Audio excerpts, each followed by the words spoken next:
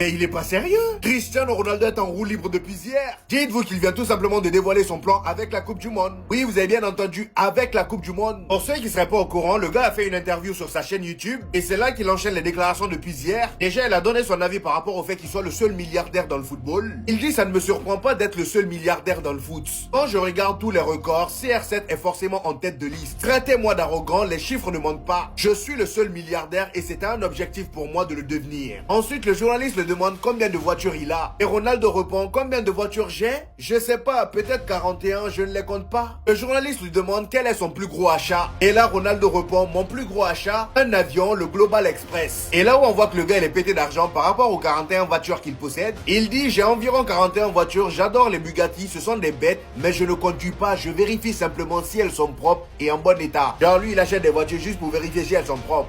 On n'a vraiment pas la même vie. Après, j'ai envie de dire c'est un milliardaire. Et d'ailleurs, en parlant de ça, il dit que ça fait longtemps qu'il est milliardaire. Je ne le suis pas devenu le mois dernier, c'est une fausse information. Excuse-nous, mon ami. Et juste après ça, le journaliste l'a demandé quand est-ce qu'il compte se marier avec Georgina. Attachez vos ceintures, il a tout simplement répondu la date du mariage. Nous prévoyons de le faire après la Coupe du Monde, espérons avec le trophée. Donc là, vous êtes en train de me dire que Cristiano Ronaldo a mis la Coupe du Monde dans le plan de son mariage. Vous n'êtes pas prêts pour ce qu'il va pondre. Vous n'êtes vraiment pas prêts. Et en plus de ça, c'est sa dernière Coupe du Monde, les amis. Il n'aura plus aucune chance après. Et voilà, c'était inévitable. Rafinha a complètement pété les plombs ce matin en story Instagram. Et je le comprends totalement vu le manque de respect qu'il subit depuis la saison dernière. Et sa réaction vient après la sortie du 11 FIFA Pro World, dans lequel il n'apparaît pas du tout. Il a tout simplement mis en story tout ce qu'il a réalisé cette saison. Et je rappelle encore une fois que le gars n'a pas été respecté au Ballon d'Or, ni en Ligue des Champions où il n'a pas reçu le trophée du meilleur buteur. Et même pour le trophée du meilleur joueur de Ligue des Champions, il n'a pas été respecté. Je rappelle juste que Rafinha pour la saison 2024-2025 en club, c'est tout simplement 57 matchs, 34 buts marqués, 22 passes décisives, 3 trophées remportés avec le FC Barcelone. Il termine meilleur joueur de la Liga, meilleur buteur de la Ligue des Champions à égalité avec Guirassy. Et il termine aussi meilleur passeur de la Ligue des Champions. Est-ce que vous vous rendez compte? Malgré tout ça, ils ne l'ont pas mis dans le 11. Ils sont allés mettre Cole Palmer. Quelle foutaise. Je vous ai dit, Cole Palmer a ensorcelé les gens à la Coupe du Monde des clubs. C'est pas possible. Et je rappelle juste que c'est les supporters qui ont voté. Vous n'allez pas me dire qu'il y a plus de supporters de Chelsea que de supporters barcelonais. Moi, je pense que Rafinha aurait mérité d'y être. Et donc, à cause de tout ça, les amis, que le gars en story Instagram, il a pété les plombs. Il a commencé à enchaîner les stories. Je le comprends totalement. Et j'ai même envie de dire que ces derniers temps, les Brésiliens sont pas du tout respectés. Que ce soit Vinicius, lui. Je me demande bien ce qu'ils ont fait pour mériter ça. Et d'ailleurs, en parlant de Rafinha, les amis, d'après le Mediasport, optimisme à Barcelone quant au retour de Rafinha. Le joueur est entré dans la dernière étape de sa récupération et devrait retrouver l'entraînement collectif dans les prochains jours. Très très bonne nouvelle de la part du FC Barcelone. Et d'ailleurs, même vous les Barcelonais là, vous l'avez pas respecté. Vous avez vu maintenant ce que ça fait de jouer sans lui? Imaginez juste, vous êtes le meilleur joueur de votre championnat. Vous faites le triplé national. Vous êtes le meilleur buteur et le meilleur passeur de la Ligue des Champions. Et la FIFA considère que vous faites pas partie des 11 meilleurs joueurs cette saison. Que la FIFA considère que Palmer a fait une meilleure saison que toi. Que Bellingham a fait une meilleure saison que toi. Qu'Mbappé a fait une meilleure saison que toi. Que même Lamine Yamal a fait une meilleure saison que toi. MDR. Voilà ce qui vient de lui arriver. Et il avait besoin de remettre les pendules à l'heure. Voici toutes les stories que Rafinha vient publier. Un récapitulatif de sa saison. Vainqueur de la Liga, vainqueur de la Copa del Rey, vainqueur de la Supercoupe d'Espagne. Meilleur buteur de la Ligue des Champions à égalité avec Guirassy.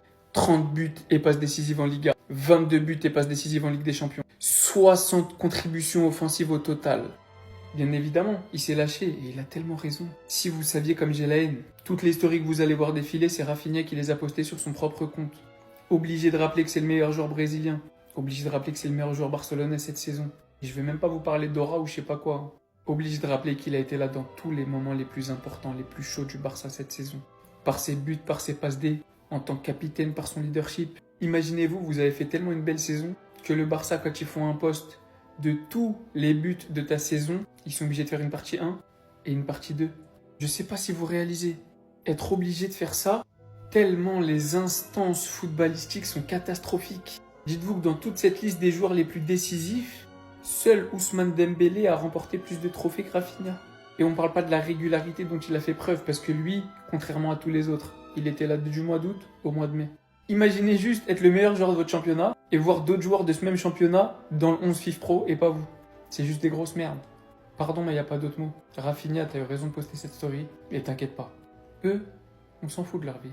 Je te jure que dans le cœur de tous les fans de foot, même les rivaux, même les Madrilènes, même les Parisiens qui nous aiment pas, même les... qui tu veux, tout le monde sait que tu méritais ta place. Tout le monde sait la saison de porc que t'as fait, tout le monde te respecte. Cette saison, elle est anthologique, elle est mythique, et tu resteras à jamais gravé dans nos cœurs. Non mais CR7, t'es sérieux là? Non mais arrête, là c'est toi qui nous oblige. Mais regardez ce qu'il a déclaré les gars. Cristiano Ronaldo ne rêve pas de la Coupe du Monde. Ce n'est pas mon rêve de remporter le mondial. Donc il a dit que pour lui, remporter une Coupe du Monde, c'est pas son rêve. Vous voulez une Coupe du Monde pour désigner le meilleur joueur de l'histoire? Une seule compétition avec 6 ou 7 matchs? Vous trouvez ça juste? Là, je peux pas te défendre. Et je suis obligé de te dire stop. Stop, CR7, stop. Donc là, tu viens nous expliquer que ton rêve, c'est pas la Coupe du Monde. Alors que t'as fini comme ça en 2022. On avait tous de la peine pour toi en 2022 parce que t'avais fini comme ça et tu viens nous expliquer que t'as pas envie de gagner la Coupe du Monde. 2014, pareil, t'as fini comme ça. Ça me fait de la peine, les gars. Je l'aime trop, CR7, vous savez. Regarde comment t'as fini en 2014. 2010, pareil. Et tu viens nous expliquer que c'est pas ton rêve. Pourtant, t'avais déclaré à l'époque, depuis tout petit, je rêve de gagner la Coupe du Monde et ce n'est pas seulement mon rêve, c'est le rêve de tous les Portugais. Nous ferons tout notre possible pour y être, puis nous ferons tout notre possible pour que ce rêve devienne réalité. Quand t'as gagné juste l'Euro, t'avais gagné l'Euro avec le Portugal, t'avais déclaré que c'était le plus beau jour de ta vie. Et tu viens nous dire en interview que ton rêve, en plus le Portugal a 0 Coupe du Monde, tu viens nous dire que ton rêve, c'est pas de gagner la Coupe du Monde avec le Portugal? Les gars, là, vous pouvez pas le défendre. Je vous jure, vous pouvez pas le défendre. Là, faut qu'il arrête au bout d'un moment. Faut qu'il arrête. Arrête de mentir. Mais c'est interdit de dire ça. Surtout une légende comme toi, c'est interdit de dire ça. Tout le monde rêve de jouer une Coupe du Monde. Tout le monde. Normalement, ça devrait être interdit de faire ça. Ça devrait être interdit, Cherki. Regardez ce qu'il a fait. Coup franc, pied droit. Regardez le coup franc. Boum. Barre rentrante. L'autre but, pied gauche. Regardez ce qu'il va faire. Hein. Donc là, il célèbre avec ses potes, tac, tac. Déjà, à cette époque-là, on savait que ça allait être un crack. Regardez. Hop, action de jeu. Là, l'ailier gauche, tac, qui prend la balle. Pchit. Cherki, pied gauche. Bam, finition.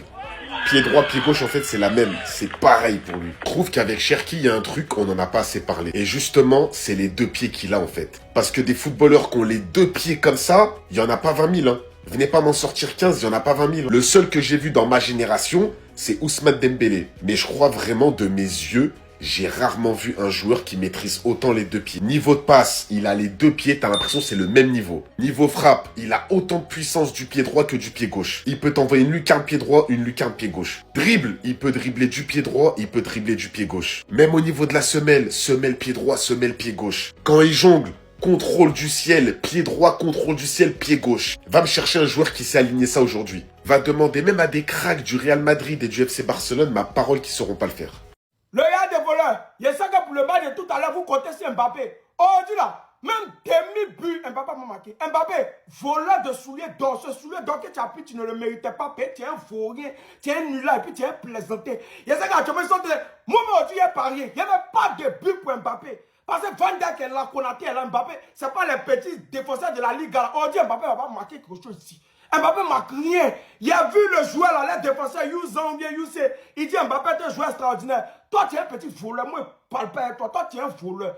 Mbappé n'a pas marqué aujourd'hui. Les gars, tout le monde ne mettait pas de but pour Mbappé. Si Mbappé a marqué aujourd'hui, appelez-moi chien. C'est moi qui dis ça. Et puis si Mbappé a marqué aujourd'hui, moi, je fais dépôt à tous les supporters du Real de voleurs que moi, je vois. Mbappé ne marque pas. Mbappé, c'est un nulard, c'est un vaurien. Parce qu'il voit un peu la passe, on dit non, le soulier d'or, il va marquer. Mbappé pas marqué. Ce n'est pas le défenseur de la Liga, hein. C'est le Van Dijk, c'est le Konaté. Mbappé nulard, il pense qu'il va jouer contre Las Palmas ou bien contre Levante. Aujourd'hui, il sera très mal collé. Mbappé, voleur de souliers d'or, tu ne peux rien faire ici. Les gars, parlez à votre type s'il vous plaît, parlez à votre gars. Pourquoi il ment comme ça? Pourquoi? En fait, tout ce qu'il fait, tout ce qu'il dit, c'est pour décrédibiliser Messi. Et ce que Messi a fait. Messi, il a une maison dans la tête de CR7 et là, il devient fou.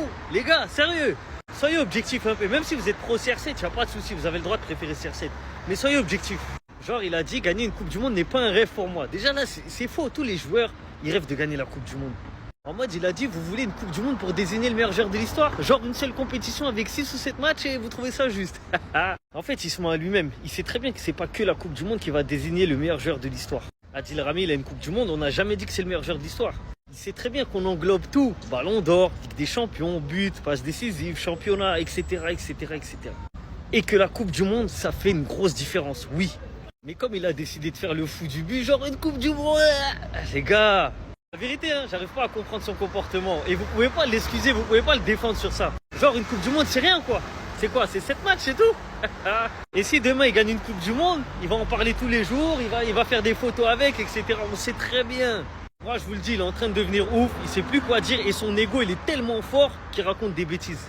Soyez honnête un peu, s'il vous plaît, soyez honnête, arrêtez de le défendre à tout prix. Sur ce coup-là, il a tort.